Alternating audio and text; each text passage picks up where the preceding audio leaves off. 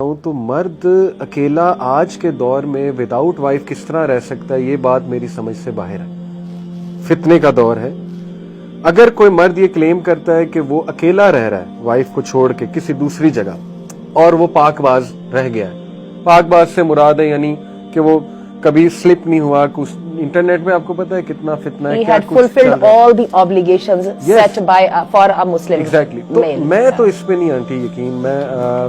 اور بسائز چلیے یہ تو ایک پہلو ہو گیا نا، اس کو تھوڑے سے ایموشنل پہلو کی طرف لے آئے. اللہ نے مرد اور عورت کو ایک دوسرے کے لیے کمپلیمنٹری وہ بنایا ہے. نہ عورت مرد کے بغیر کمپلیٹ ہوتی ہے، نہ مرد عورت کے بغیر کمپلیٹ ہوتا ہے. ان ساری وہ جو ہے ان کو ہم کیا کریں گے. تو اگین ہم اس کے سولوشن کی طرف آتے ہیں جو ہمارے دین نے ہمیں دیا ہے.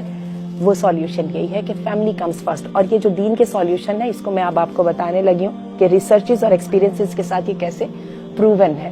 آپ کو اس بات کا پتہ ہے کہ دنیا میں اللہ تعالیٰ نے عورت کی یہ فطرت بنائی ہے، وہ اپنے خاندان اور اپنی اولاد کی حفاظت کرتی ہے. بلکہ میں آپ کو انٹرسٹنگ بات بتاؤں، شوہر اس کے لیے سیکنڈری ہوتا ہے، اس کے لیے اولاد اور خاندان فرسٹ پرائیورٹی ہوتی ہے.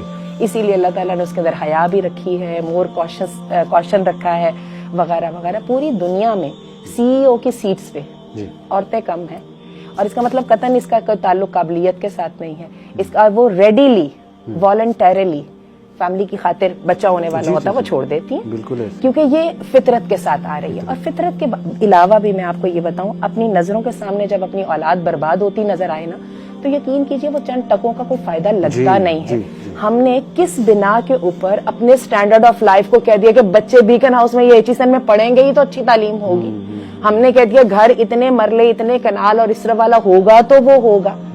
آپ ٹھہر جائیے، ہم جب بات کرتے ہیں یہ ان باتوں پہ چھوڑ دیجئے. یہ جو کہتے ہیں جی سوئٹزرلینڈ جو ہے وہ happiest country in the world ہے، اس کو ڈاکٹر حمزہ یوسف نے بڑے زبردست طریقے سے بتایا. انہوں نے کہا ہیپی ہونے کی ذرا ڈیفینیشن ڈالو. اور اس کے لیے انہوں نے افریقہ کے جو ہے وہ دور دراز کے جو آئی لینڈز ہیں وہ نکالنے ہیں جس کے اندر اتنے عرصے سے نہ کوئی قتل ہوا ہے. وہاں پہ لوگ اپنی ریلیشن شپ کو اہمیت دیتے ہیں، ہنستے ہیں، گاتے ہیں، کھاتے پیتے ہیں، صحت مند ہیں اور امن کے ساتھ رہتے ہیں. تو تھوڑا سا یہ جو ہے نا یہ سیٹ دوسروں نے ہمارے لیے سیٹ کیے ہیں، یہ جو سٹینڈرڈز ہیں. اگین وہی بات ہے کہ بی پرو ایکٹیو، اپنے سٹینڈرڈ ذرا خود سیٹ کریں، اپنی پرائیورٹیز خود سیٹ کریں، لوگوں کی نظر سے یا اینک سے نہیں اپنے آپ کو دیکھیں. اور اس کے بعد دیکھیں کہ واٹ کمز فرسٹ. اور یقین کیجئے اپنی اولاد اپنی نظروں کے سامنے برباد ہو جائے تو پریزیڈنٹ شپ کا بھی عہدہ مل جائے نا تو وہ ریت کے ذرے کے برابر بھی نہیں ہوگا.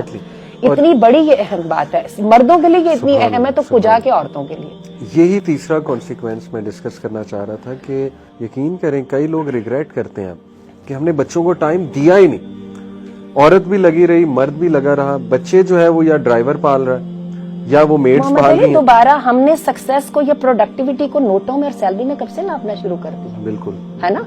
وہ جو آپ نے اپنے بچے کو جو ٹائم دے کے جو اس کو کامیاب انسان بنانا تھا، جو ہر عورت اور مرد باپ اور ماں کی ایک بنیادی خواہش ہے، وہ کدھر گئی آپ کی. جتنی اہمیت میں نے اپنے کریئر کو یا ڈگری کو دی ہے اتنا ٹائم اور اہمیت اور اتنا پیسہ بھی اگر میں اپنی فیملی کو نہیں دوں گی تو مجھے فیملی نہیں ملے گی. Then you will have to decide go either way.